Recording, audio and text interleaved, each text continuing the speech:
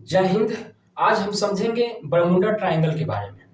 इसको ऐसे भी कहा जाता है कि इसके आसपास या ऊपर से गुजरने वाले जहाजों एवं विमानों को ये निकल जाता था। इसमें कितनी सच्चाई है और क्या हकीकत है, इसको हम अच्छे तरह से समझते हैं। ठीक है, देखिए, बरमूडा ट्रायंगल जो है अटलांटिक महासागर में है और ये लगभग 3 लाख किलोमीटर स्क्वायर एरिया में है। ठीक, और इन एरिया में से कोई भी कहीं से भी जहाज एवं विमान गुजरते हैं तो उनके साथ अलग अलग प्रकार से घटना हो जाती है।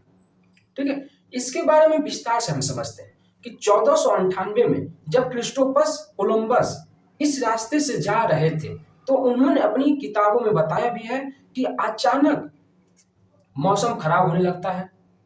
ठीक है, अचानक मौसम खराब होने लगता है, लहरें तेजी से उठने लगती हैं, बिजली कड़कने लगती है, तीव्र गति से हवा चलने लगती है और उनका जहाज जो है डिसबैलेंस होने लगता है। ठीक है, समझे?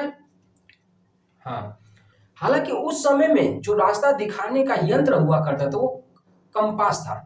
ठीक है, कंपास जो कि सिर्फ नॉर्थ दिशा में ही मूव करता था और उसी के सहारे लोग पता लगाते थे कि किस दिशा में हमें जाना है। और आज के डेट में तो सैटेलाइट वगैरह आ गई हैं, हाँ, आधुनिक टेक्निक आ गई है, तो इससे हमें आसानी हो गई।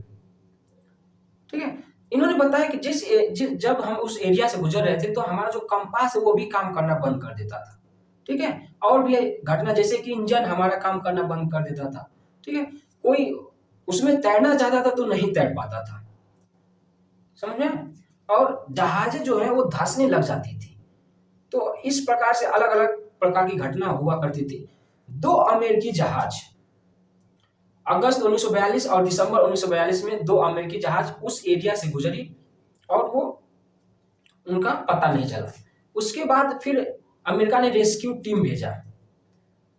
ठीक है, बैकअप टीम जिसको बोलते हैं उसने भेजा, लेकिन इनका भी पता नहीं चला, ये भी फिर वापस नहीं आए। ठीक है, 1970 में एक पायलट लौटकर आए थे जिनका नाम था ब्रूसी गर्नर।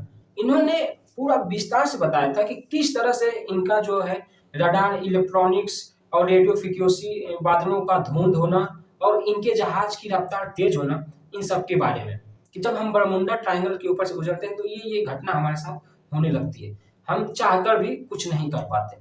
ठीक है, देखिए, बहुत से लोग इसको भूत प्रेत या दैवीय शक्ति मानते हैं, लेकिन हकीकत ये है कि इसमें कोई दैवीय शक्ति और भूत प्रेत की कोई है ऐसा चीज नहीं है। ये एक साइंटिफिक नेचुरल चीज है। ठीक है, और इसको बताया भी गया है कि ये जो दुनिया के सबसे 10 खतरनाक चीजें हैं उनमें से भी ये नहीं है, यानी कि तो इसका मतलब ये बिल्कुल नहीं खतरनाक है। साइंटिफिक के नजरिए से इसमें ये देखा गया कि जो बरमुंडा ट्रायंगल है उसके नीचे ज्वालामुखी है और ये समय समय पे ज्यादातर फटती रहती है। और देखिए, जब ज्वालामुखी फटती है तो उसमें से जहरीली गैस निकलती है। ठीक है, जहरीली गैस निकलती है जैसे मीथेन वगैरह, और मीथेन जब पानी में इंक्लूड होता है, मिलाया जाता है, तो उसको वो क्या करता है कि घनत्व को कम कर देता है। ठीक है, घनत्व को कम कर देता है। अब जब घनत्व कम हो जाता है तो जो जहाज है ऑटोमेटिक वो नीचे होने लगती है, किसी चीज को खींचने लग जाता है।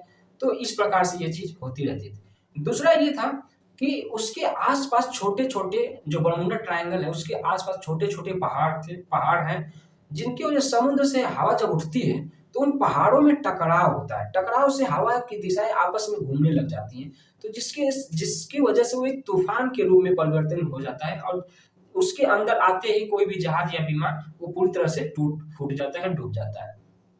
तीसरा सबसे ये चीज बताया गया है कि जैसे समुद्र में जो है पहाड़, समुद्र के जो अंदर पहाड़ है वो काफी छुपे हुए और बड़े स्तर से हैं। जैसे कि मान लो ये समुद्र का ऊपर वाला सतह है और नीचे ये पहाड़ है।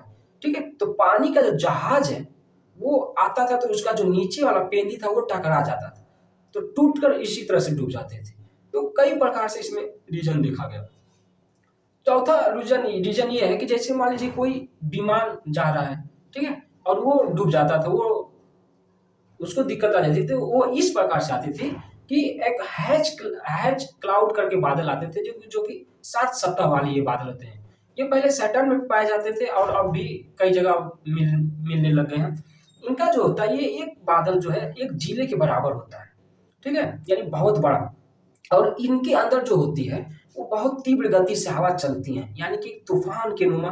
और इसके अंदर जैसे मान लीजिए ये हवा चल रही है और इसके विपरीत कोई जहाज उसमें इंटर कर जाती है, तो जैसे विपरीत कोई जहाज इंटर कर देती है उसको पूरा तोड़ मोड़ मरोड़ देता है, इतनी तीव्र गति इसमें होती है। ठीक है, और जैसे मान लो इस तरह से हवा चल रही है और इस तरह से में अगर जहाज इसकी दिशा में जा रहा है तो उस जहाज की जो गति है वो और भी तेज कर देती है।